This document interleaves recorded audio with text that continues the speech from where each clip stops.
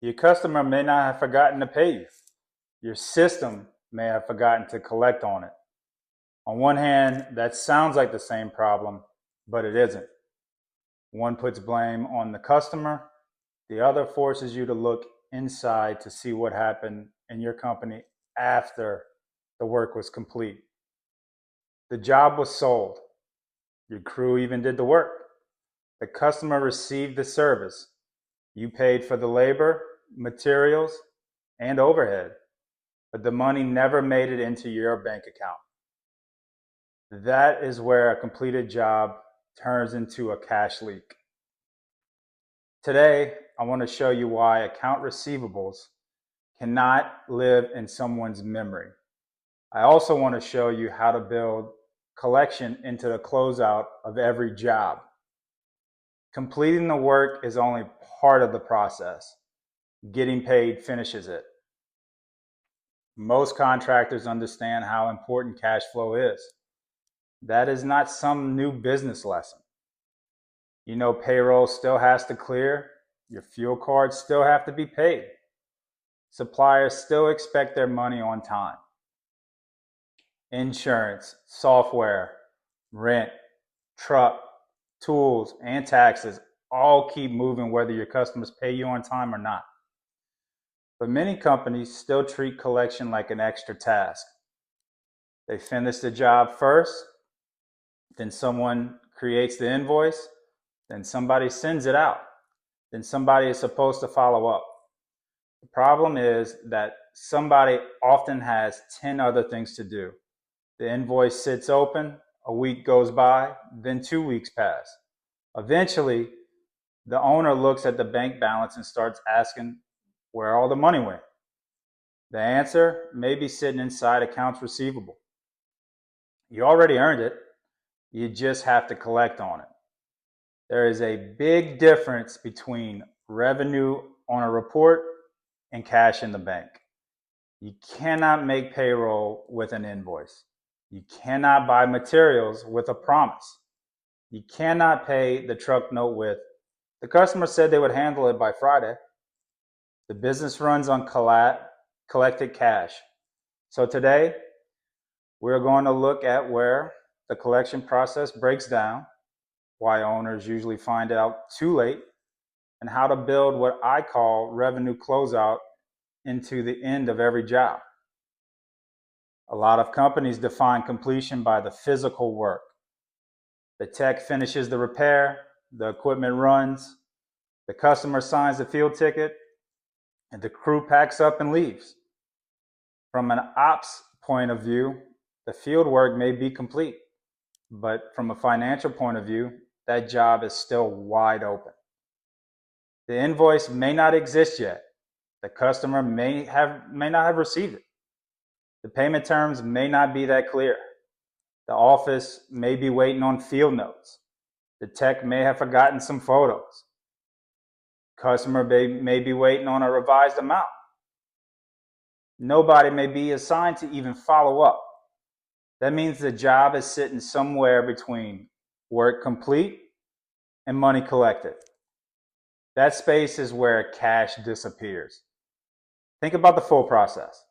The job is sold, the work is completed, the documentation is completed, the invoice is sent out, the payment is tracked, then the payment is collected. Most companies watch the first two steps. They track the lead, they track the estimate, they track whether the tech reached the job, they track whether the work was finished. Then the process gets loose right about the point where the company should get paid. That doesn't make any sense. You manage the entire job up until that collection point. You should manage the money with the same level of care and intensity. Here's how this usually sounds inside a growing company. I think we sent that invoice. I believe the customers said they were paying Friday. I thought the office was following up with them. I need to check with the tech. I know we talked about it last week. None of those statements give you control. They only tell you that information is spread across people, text messages, emails, job notes, and somebody's memory. Memory feels like a system when the company is small. The owner remembers most of the jobs. The office manager knows the regular customers. The technician knows who asked for an extra day. That can work for a while. Then the company gets busier. More jobs come in. More people touch each job. The owner gets pulled in 6 different directions. The office has calls coming in. Technicians are moving from one site to the next. A few invoices slip through, then a few more. This is why growth exposes weak systems. The company may be bringing in more work, but the process that collects the money hasn't grown with it. Busy teams forget things. That does not mean the team is lazy. It means memory is a poor place to store an important process. Anything tied to revenue needs 3 things: a clear owner, a clear status, and a clear next action item. There are a few common places where completed work turns into unpaid work. The first break point is missing field information. The technician finishes the job, but doesn't collect the notes. The office does not know what was done. The material list is incomplete, photos are missing, the customer signature is missing, the final amount is unclear. So the invoice waits. 1 day becomes 3 days, 3 days becomes a week. The customer has already moved on with their life, while your company is still trying to figure out what to change or what to charge. That delay matters. The best time to invoice is when the value of the work is still clear and fresh. The longer you wait, the easier it becomes for the customer to question the bill, forget the details, or even push the payment to the side. The second breakpoint is no clear invoice deadline. Some companies say invoices should go out as soon as possible. That phrase sounds responsible, but it gives nobody a real deadline. Does that mean before the technician leaves? By the end of the day? Within 24 hours? By the end of this week? Every company needs a clear standard. For certain service jobs, payments should happen before the technician leaves. For larger jobs or commercial work, that invoice may go out after documentation is reviewed. The exact timing may change based on what type of work it is. The rules still need to be clear. The third breakpoint is no assigned owner. The technician thinks the office is handling it.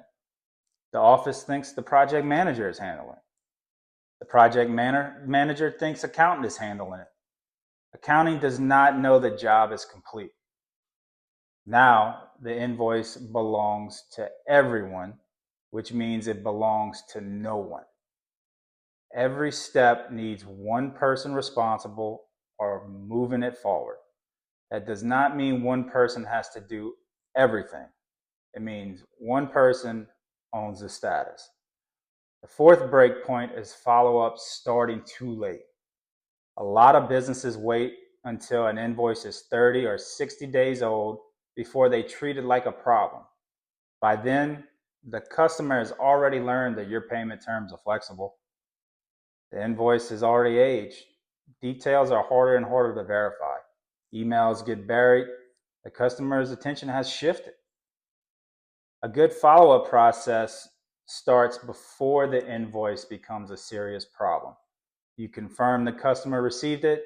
You confirm the amount is correct. You confirm the payment method. You track the due date, and you follow up based on a schedule. That process feels less aggressive because you are staying in contact from the beginning. You are managing the payment instead of appearing 60 days later with a sudden emergency. Let us use a simple example.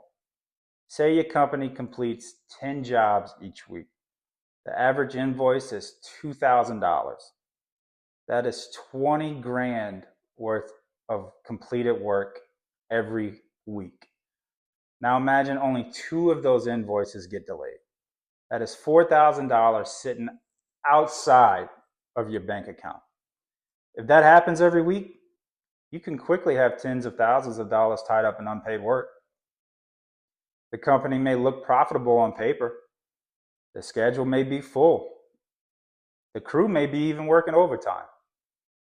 The owner may still be moving money around to cover payroll. That is the part that drives business owners insane. You feel like the company is doing well because the work is there, but the bank account doesn't match that effort. The gap creates stress. You delay purchases. You carry balances on credit cards. You push vendor payments out. You use deposits from new jobs to cover costs from old jobs. Then every week becomes a fight to keep cash moving. The business may not need more sales at the moment. It may need to collect on money it already earned. Before chasing more revenue, check how much earned cash is trapped in accounts receivable. This is where revenue closeout comes in. Revenue closeout means a job does not reach its final close status until both the operational work and the financial handoff are complete. The field work can be finished, but the job can still remain open inside the system until the company completes the required closeout steps. Here's the basic framework. Step 1 is confirming the work is in fact completed. The technician or project manager confirms the work is finished. The system was tested, the work area was clean. The customer understands what was completed. Any remaining issue is documented. This removes confusion around whether the job is truly finished. Step 2 is completing the requirement documentation. The team submits the required notes, photos get uploaded, materials are recorded, change orders are included, the customer's signature is captured when it's required. The documentation should be completed before the information disappears into the technician's next 5 jobs. Step 3 is creating and reviewing the invoice. The invoice reflects the approved work, the amount matches the estimate, work order, or approved change. The customer information is correct, payment terms are clear, the invoice has a defined due date. This step does not need to become a 3-day committee meeting. It needs to be accurate and fast. Step 4 is actually sending the invoice out. The invoice goes to the correct person.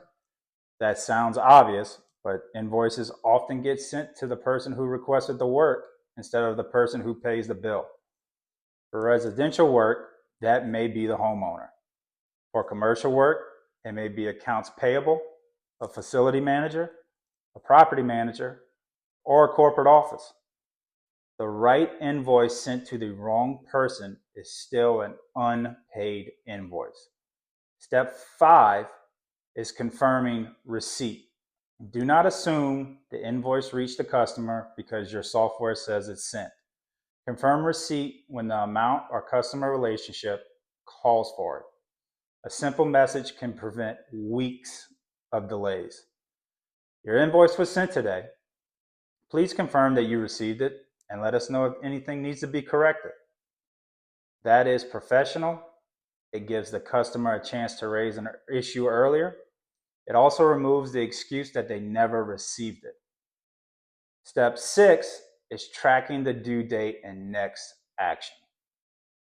Every open invoice should show the customer, invoice amount, date sent, due date, current status, last contact, next follow-up date, and the person responsible. Now, the process lives in a tracker or a system. It no longer depends on whether somebody remembers it while walking through the office. Step 7 is following up until that invoice is resolved. Follow-up should happen on a set schedule. Schedule can be changed based on your customer type and your payment terms that you agree to. A basic process might include confirmation after the invoice is sent, a reminder shortly before the due date, a follow-up on that due date, and another follow-up 7 days late, escalation at 30 days, and final collection action based on your company policy. The language should be firmer as the invoice ages. The process should remain professional. The goal is to collect the money and protect the customer relationship when possible. Here's the part I want you to remember. You can have a full schedule and still have a cash problem. You can sell more work and make the problem worse. Every new job costs money before it produces cash. If old jobs are still unpaid, new sales can add more pressure instead of solving it. Before you decide that your company needs more leads, look at what is already sitting inside accounts receivable. You may already have the cash. Your company simply has not finished collecting it. Not every job should become an accounts receivable item. For many residential service companies, payment should happen at the time of service. The technician finishes the work, the customer reviews it, the invoice is presented, the customer pays before the technician leaves. That is the cleanest closeout. There will be exceptions, however. Financing may be involved, a property owner may be off-site, a warranty company may be paying, commercial terms may apply. The point is to avoid creating unnecessary accounts receivable. If your normal service work can be paid at completion, collect it at completion. Every invoice that enters accounts receivable creates another item that must be tracked, reviewed, and then followed up. Accounts receivable should exist because the payment terms require it. It should not exist because the company felt uncomfortable for asking for that payment. Your team should know how to clearly and professionally ask for payment. The work is complete. Your total today is $1,800. Which payment method would you like to use? That is not rude. You completed the work. The customer owes the agreed amount. You are finishing the transaction. The owner should not find out about unpaid invoices by accident. You should have a simple view of open receivables. At minimum, break them into age groups. Current, 1 to 30 days late, 31 to 60 days late, 61 to 90 days late, and more than 90 days late. The older an invoice gets, the more attention it receives. You should also know the total open amount, the amount overdue, and the largest unpaid invoices. Customers with repeated delays, invoices missing documents, and invoices with no recent follow-up history. This gives you an early warning. It also tells you whether the problem comes from a few large invoices or a large number of small ones. Those are different problems. A few large commercial invoices may require better contract terms and stronger billing follow-up. Dozens of small residential invoices may point to a failure to collect at the job site. The report should help you find the process problem behind that number.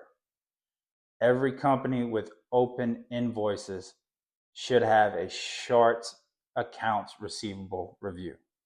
This does not need to become another long meeting where 12 people discuss what happened 3 weeks ago.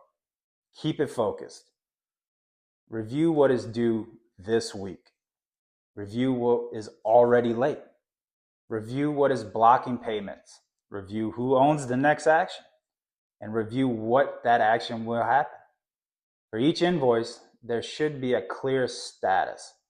Sent in waiting, customer confirmed receipt, missing purchase order, billing dispute, waiting on revised invoice, payment promised, escalated, sent to collections, and paid. When the status is clear, the team can act. When the status only says open, you still do not know what is actually happening. That is the problem with a weak tracking system. It gives you a number without giving you the next step. Every company has customers who need special handling. One customer wants invoices sent to a portal. Another needs a purchase order. Another pays on the first Friday of each month. Another one wants a copy of the signed work ticket. All of those are normal. The mistake is keeping those rules inside one person's head. Customer billing requirements should be documented. The job record should show where that invoice goes, who approves it, which documents are required, the payment terms, purchase order requirements, portal information, special billing dates, and the main contact. Then the process can continue even when one employee is off, busy, or unfortunately leaves the company. Your company should own that information. One employee should not become the entire system. You do not need a complex accounts receivable department to improve this today. Start with 5 actions. First, list every open invoice you have. Pull every unpaid invoice into one place. Include the amount, the date sent, due date, customer, and current status. You need to see the full problem before you can manage it. Second, assign one owner to the problem. Every open invoice gets one person responsible for the next action. That person may need to have help from the technician, manager, or owner, but they still own the follow-up process. Third, set follow-up dates. Each invoice needs a contact date. Do not leave the next action blank. Blank means the invoice will wait until someone remembers it. Fourth, fix the closeout handoff. Decide what the field team must submit before a job can move into billing. Write it down. Train the team on it. Check it. And fifth, review your receivables every week. Create a weekly review. Keep it short. Focus on actions. Do not let unpaid invoices sit quietly in the background while the company chases more work. Your customer may be late. Your customer may be disorganized. Some customers will avoid payment and force you to escalate. You cannot control every customer. You can control, however, the process your company follows after the work is complete. You can control how fast the invoice goes out. You can control whether the right documents are attached. You can control who owns that next action item. You can control when the customer receives a reminder, how quickly the owner sees the risk. That is the difference between hoping to get paid and managing your collections. The work creates the value. Revenue Closeout turns that value into cash. So from this point forward, change the way your company defines a completed job. The technician finishing the work is a major step. The job reaches the finish line when the work is documented, the invoice is sent, and the payments are collected or actively being tracked. That is how you stop completed work from becoming another cash leak. Take a look at your accounts receivable today. Do not start with the total number. Start with the oldest invoice. Ask 3 questions. Who owns it? What is blocking payment? And what happens next? Then work your way through the list, because you may not need another 10 jobs to improve cash flow. You may need to finish collecting on the jobs you already completed. This is TradeStack Digital. We build the systems that help contractors create more structure, protect their cash, and scale with control. Systems, structure, scale.